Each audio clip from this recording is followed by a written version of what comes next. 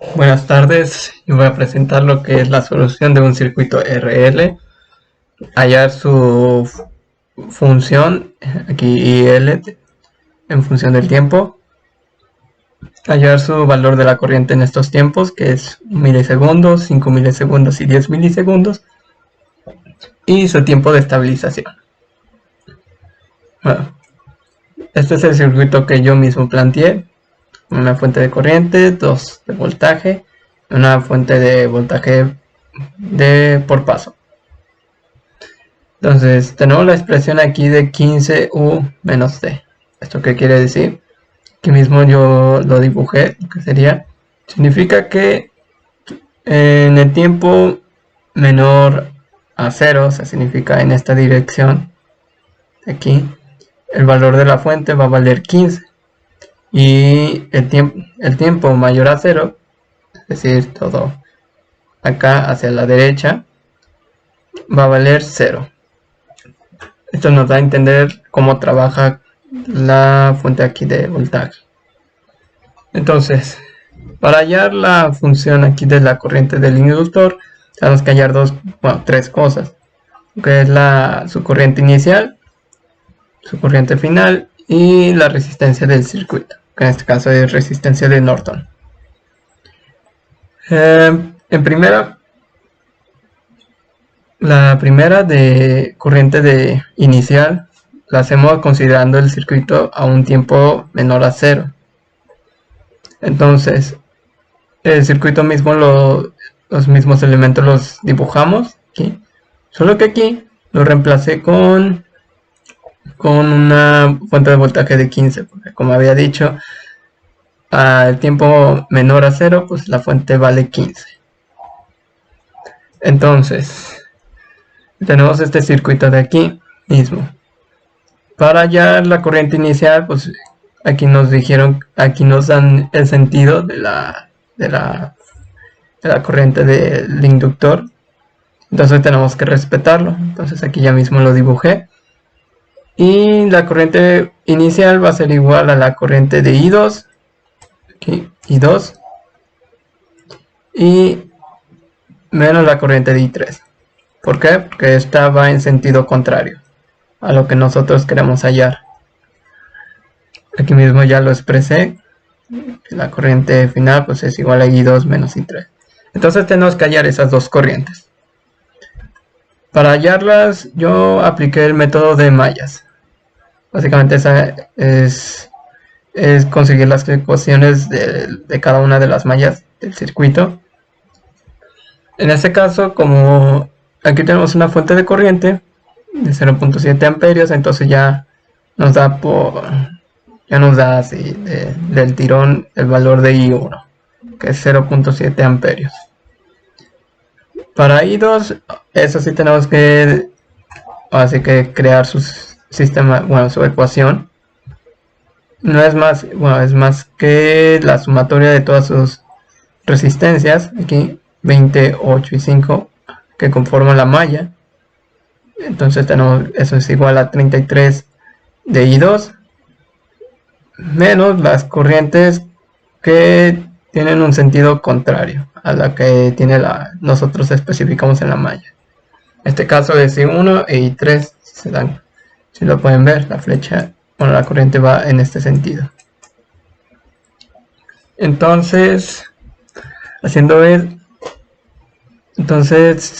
la corriente que comparte con I1 únicamente es esta, la resistencia de 20 ohmios, y la de I3 con esta resistencia de 5. Entonces las ponemos aquí mismo, aquí pueden ver, negativas, porque están en sentido contrario a la corriente aquí de I2. Pero como nosotros ya tenemos el valor de I1, entonces lo despejamos de este lado. Aquí mismo se coloca lo que es las fuentes de voltaje de que están en el circuito, en la malla. En este caso es 15 y menos 9, que son estas dos de aquí. El 15 es positivo porque va de menos a más, y es negativo menos 9 porque es de más a menos. Entonces, Haciendo, bueno, esta operación nos da 6 y entonces el despeje de esto, que es pasar del otro lado positivo, sustituimos el valor de I1, que es 0.7, y finalmente obtenemos la ecuación 1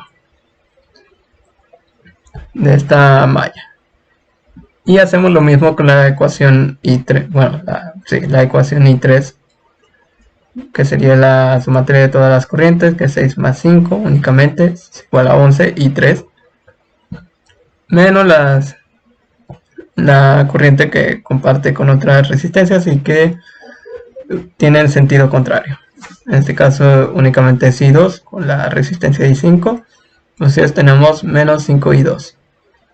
Y las fuentes de voltaje, que en este caso únicamente tenemos la de esta de 5 volts, que como va de menos a más, pues es positivo.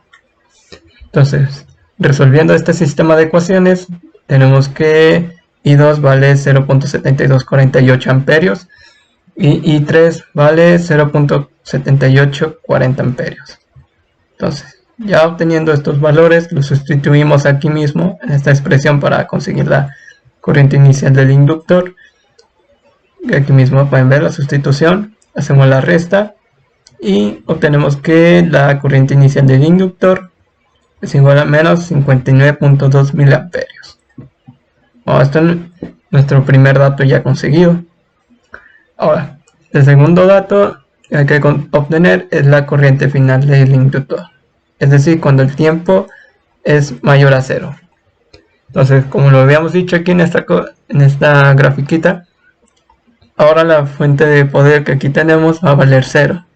Eso significa que únicamente se va a comportar como un cable, así.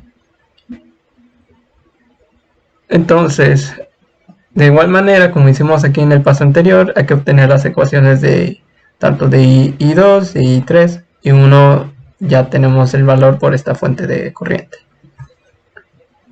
Entonces, realizando los mismos pasos anterior, ahora considerando que no tenemos aquí una fuente, entonces tenemos las ecuaciones de, bueno, las dos ecuaciones de estas dos mallas, sería 33I2 menos 5I3 es igual a 5, menos 5I2 más 11I3 es igual a 5. Como pueden ver, pues son las mismas, lo único que cambia es la ecuación 1, que al no tener ya una fuente de poder, pues cambia considerablemente. Entonces, resolviendo ese sistema de ecuaciones de 2×2, ya obtenemos la corriente de I2, que es igual a 0.2366 amperios, e I3 de 0.5621 amperios. De igual manera, pues la corriente final es de I2 por ir en sentido positivo, podemos decir, y menos I3 por ir en sentido contrario a nuestra corriente del inductor. Lo sustituimos, es esta de aquí, hacemos la resta y nos queda que la corriente final es de menos 0.3255 amperios.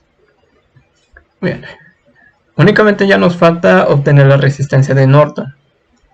La resistencia de Norton se obtiene apagando todas las fuentes de corriente y de voltaje, que son independientes.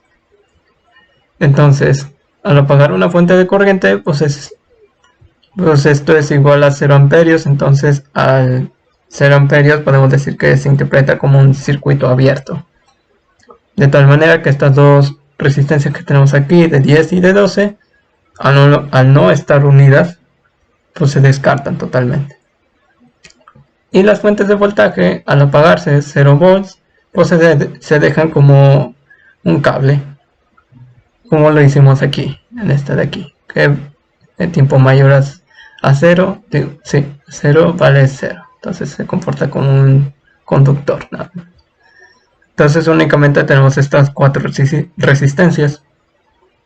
Entonces, aplicando, bueno, aquí apliqué en serie, que están unidas, 20 más 8, y la resistencia de Norton se obtiene haciendo el paralelo de estas dos resistencias en serie, es 28 ohmios, con esta resistencia de 6 ohmios.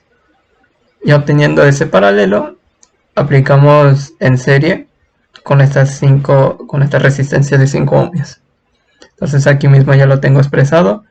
La resistencia en serie de 28, que es igual a 28. Y hacemos el paralelo de 28 con 6, en la resistencia 6, que está aquí. Y por último lo sumamos más 5 por la resistencia en serie. En total nos da que la resistencia de Norton es igual a 9.9411 ohmios.